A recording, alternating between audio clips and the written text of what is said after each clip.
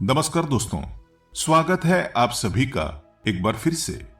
दोस्तों, अगर आप अपनी लाइफ में कुछ नया सीखना चाहते हैं तो चैनल को सब्सक्राइब जरूर करिएगा। दोस्तों, होली के दिन ये एक चीज जरूर खा लेनी चाहिए। इससे हमेशा आपका भाग्य चमकता रहेगा। घर में माता लक्ष्मी का स्थायी रूप से वास हो जाएगा। धन की कभी कोई कमी नहीं होगी। दोस्तों, होली रंगों का और खुशियों का त्योहार है जिसे पूरे विश्व भर में धूमधाम से मनाया जाता है। अलग अलग प्रांतों में इसकी 5 से लेकर 45 दिनों तक धूम चलती है। लेकिन सामान्यतः ये पर्व पारंपरिक रूप से 3 चरणों में मनाया जाता है। सबसे पहले होलाष्टक की शुरुआत फाल्गुन मास के शुक्ल पक्ष की अष्टमी तिथि से होती है और इसका समापन फाल्गुन की पूर्णिमा को होता है।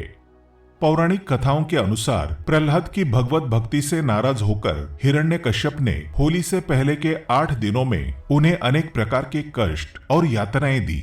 इसीलिए इसे अशुभ माना गया है। माना जाता है कि इस काल में ग्रह उग्र प्रभाव देते हैं। इसी कारण इन 8 दिनों में शादी, मुंडन, गृह प्रवेश आदि मांगलिक कार्य करना वर्जित माना गया है।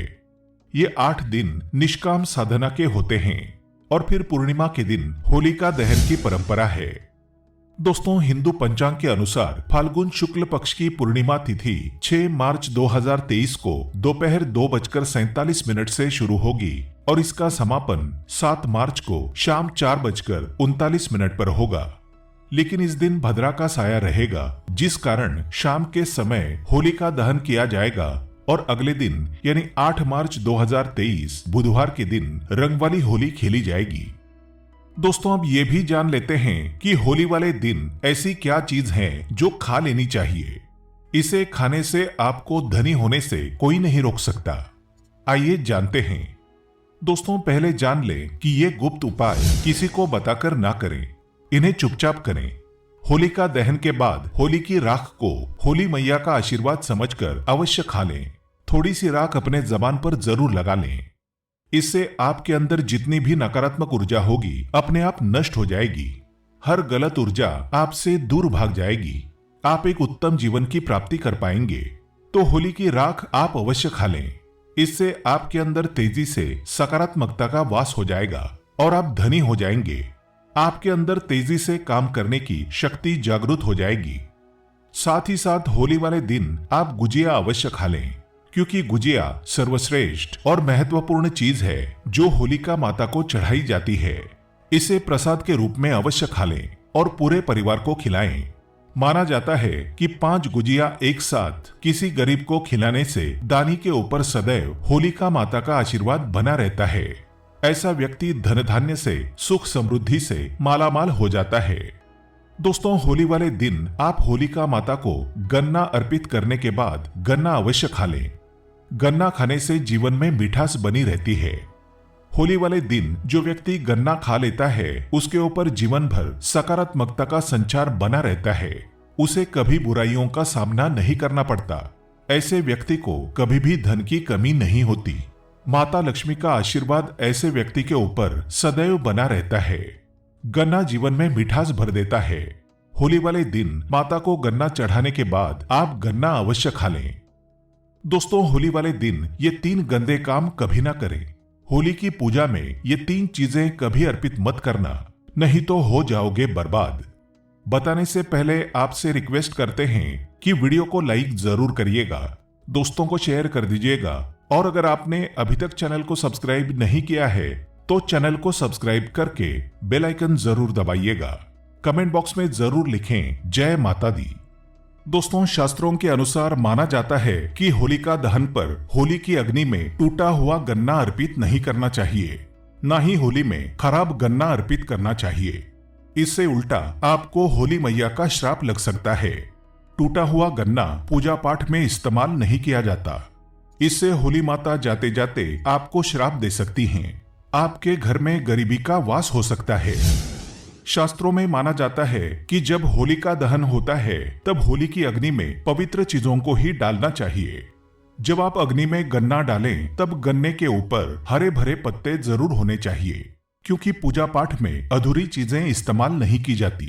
अधूरी चीजें इस्तेमाल करने से अधूरा ही फल प्राप्त होगा। इसलिए गन्ना साबुत होना चाहिए। टूटा हुआ बिल्कुल भी ना हो।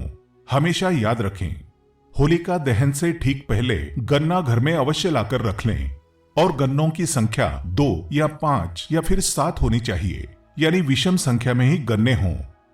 दोस्तों, होली की पवित्र अग्नि में पानी वाला नारियल नहीं चढ़ाना चाहिए, इससे आप पाप के भागीदार बन सकते हैं। हमेशा सूखा नारियल होली की अग्नि में अर्पित करना चाहिए। पानी वाला नारियल अग्नि के अंदर भूलकर भी ना डालें। सूखे नारियल को अग्नि में डालने से पहले इस पर पूरे परिवार का हाथ अवश्य लगा लें। इससे होली माता जाते जाते आपको धन से मालामाल बना देगी, आपकी गरीबी को साथ ले जाएंगी। पानी वाला नारियल आप पूजा के दौरान फोड़ सकते हैं, लेकिन अग्नि में कभी मत डालिएगा। सूखा नारियल अग्नि में डालने से होली माता आपकी सभी परेशानियों को अपने साथ ले जाती है और अग्निदेव भी प्रसन्न हो जाते हैं।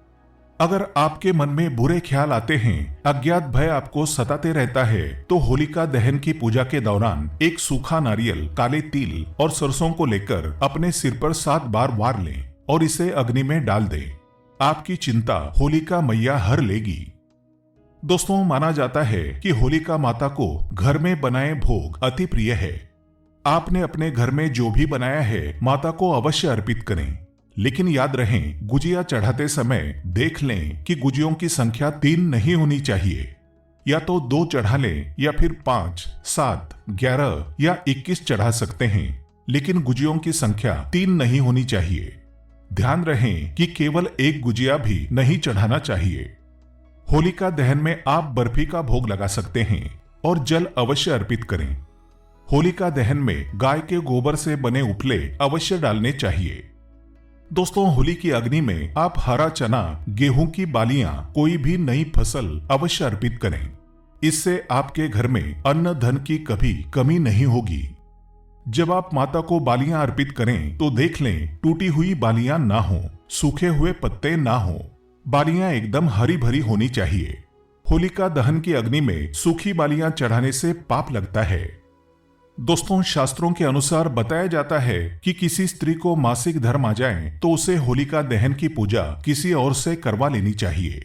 आप पूजा का वैसे ही पालन करें जैसे आप करते आए हैं, लेकिन मासिक धर्म के दौरान होलिका दहन के पास जाना नहीं चाहिए।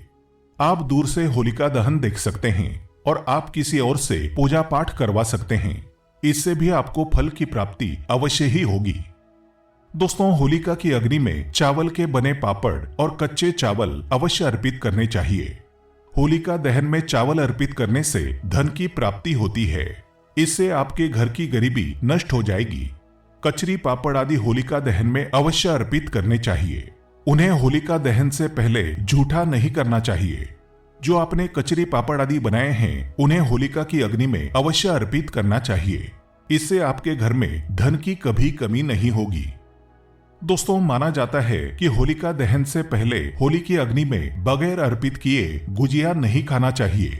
जब आप माता को इनका भोग लगा दें तभी आप उनका सेवन कर सकते हैं और अपने परिवार में सभी सदस्य एक दूसरे को गुजिया अवश्य खिलाएं। इससे आपसी प्यार मजबूत हो जाता है।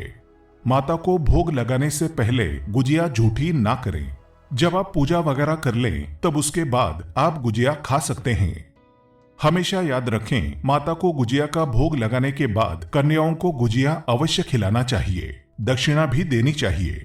इससे नव दुर्गा तथा माता रानी का आशीर्वाद प्राप्त होता है। दोस्तों, इस दिन गाय को भोग अवश्य लगाना चाहिए। इस दिन आप गाय को गुजिया वगैरह अवश्य खिलाएं। गाय को मीठा भोग खिलाने से कई जन्मों तक पीढ़ी दर पीढ़ी राज करती है।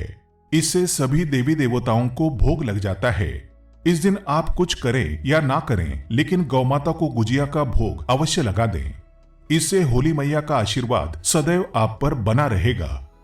दोस्तों, चाहे कुछ भी हो जाए, होलिका दहन के बाद उसके अगले दिन होली की राख को आप घर में जरूर लेकर आना और पूरे परिवार के मस्तक पर उसे लगाना।